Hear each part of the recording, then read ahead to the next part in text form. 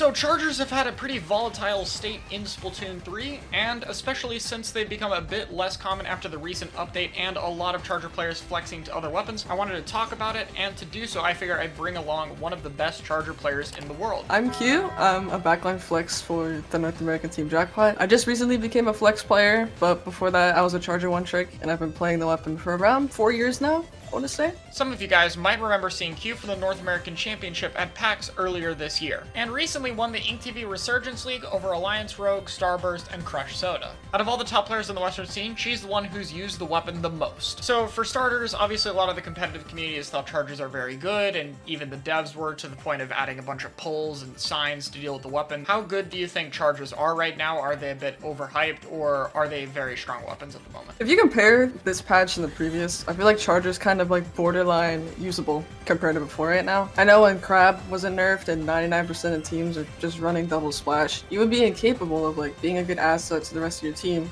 since you just be getting shot at 24/7. But now, since double splash isn't as powerful as it once was, it's kind of a lot easier to work around it. But I think despite the weapon having like a slight advantage compared to before, I think at top level it is still never picked because there's too much pressure from other weapons for it to have any freedom. And also heavy at this point is just a better option over it. A lot of teams know how to counterplay against Charger. They have a ton of strats. They either just play on the cover, they prioritize bomb spamming the Charger. It's really easy to predict a lot of Charger positions. There's only certain places you can go. Like even one machine alone can just do enough to pressure Charger or to get out and have to reposition somewhere else. So alongside that, we've seen a lot of Charger players, including yourself, flexing to other weapons. So first I want to talk about just a bit, since you mentioned heavy, flexing to other backlines.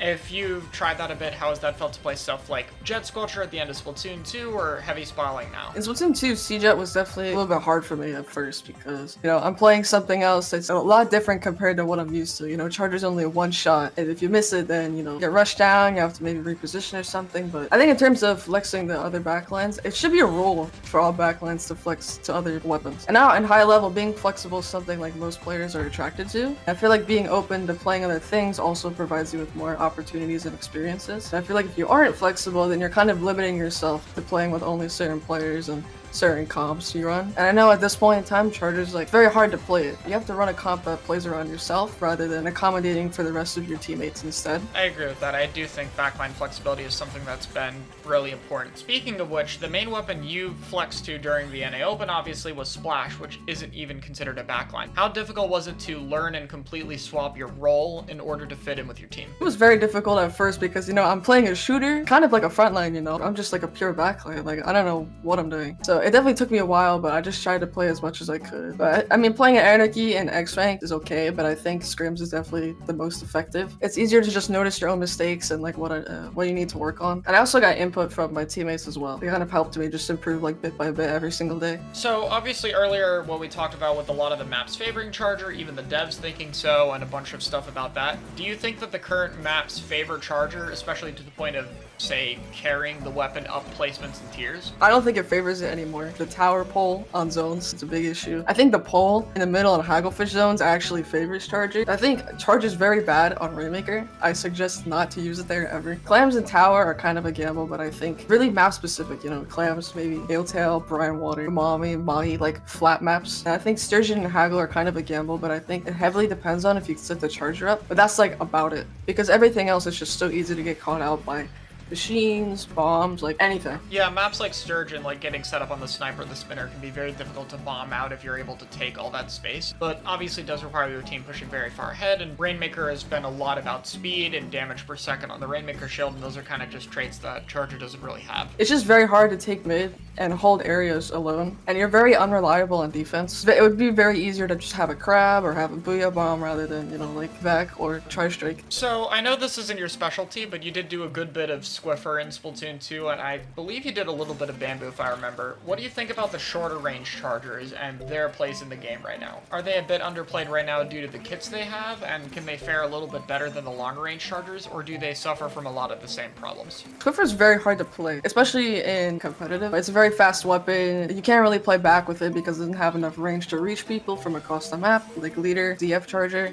You always have to play far up. It's like a midline weapon, I guess. But if you don't hit your shot, then you're pretty much dead. It's more unreliable than normal ZF and Leader. Bamboo, I think, is very good. It's just very underplayed. I know Redrum, I think, plays Bamboo, and he's trying to make that work. So respect to him. It lacks a lot of paint, and you need other weapons to accommodate it for you. So it's like another comp you need to run, like to revolve around yourself, which I mean isn't the worst thing in the world, but YouTubers, yeah, nah.